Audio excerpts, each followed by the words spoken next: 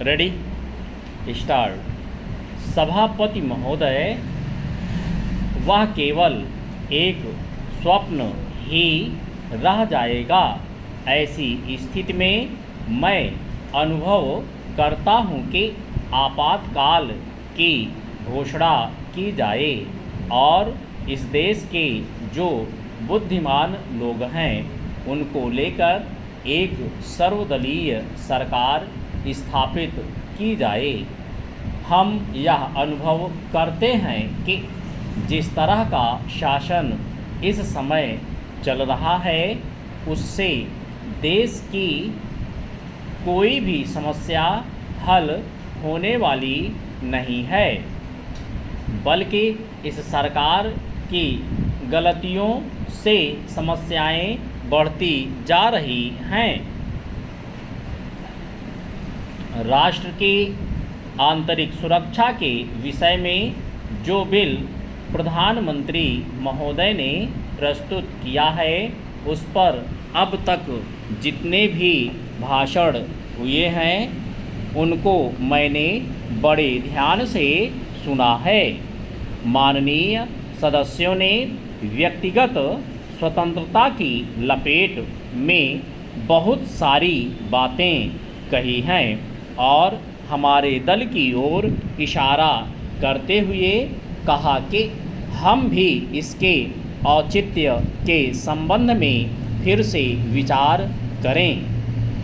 मैं जहां तक समझ पाया हूं, हमारे गृह मंत्री जी को इस बिल को प्रस्तुत करने में कोई सुख नहीं हुआ, बल्कि वर्तमान परिस्थितियों को दृष्टि में रखते हुए उनको दुख हो रहा है।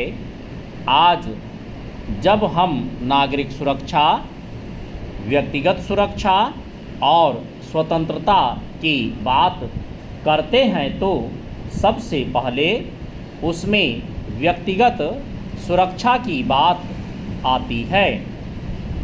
प्रत्येक नागरिक इस राष्ट्र की अपनी सत्ता में रहकर सुरक्षित रहना चाहता है। हमने इस बात की सुरक्षा अपने संविधान में दी है और हम यह आशा करते हैं कि राजनीतिक दलों में आपसी मतभेद होते हुए भी राजनीतिक मतभेद का आदर होना चाहिए। मतभेद होते हुए भी शांति और सुरक्षा बनी रहनी चाहिए। चंद माननीय सदस्य पूछते हैं कि ऐसी कौन सी असाधारण परिस्थिति आ गई थी जिसके कारण आपको नज़रबंदी बिल लाना पड़ा। मैं आपसे कहना चाहता हूं कि क्या ही अच्छा होता यदि नेहरू जी की उस बात को जो उन्होंने लोकतंत्र के संबंध में बहुत वर्ष पहले कही थी आज भी स्मरण रखते। उन्होंने एक बार कहा था कि लोकतंत्र के संचालन और दायित्व निर्वाह में अगर किसी प्रधानमंत्री को बार बार पीछे मुड़कर देखना पड़े कि कोई छुरा तो नहीं भोंक रहा है, यह कोई अच्छी बात नहीं है। यदि ऐसी परिस्थिति देश में पैदा हो जाए, सांप्रदायिक दृष्टि से देश के विभिन्न स्थानों पर सांप्रदायिक दंगे हो रहे हों, उनका सामना करते हुए यदि हम जनता को सुरक्षा दे सकें तो फिर किसी बिल की आवश्यकता नहीं है।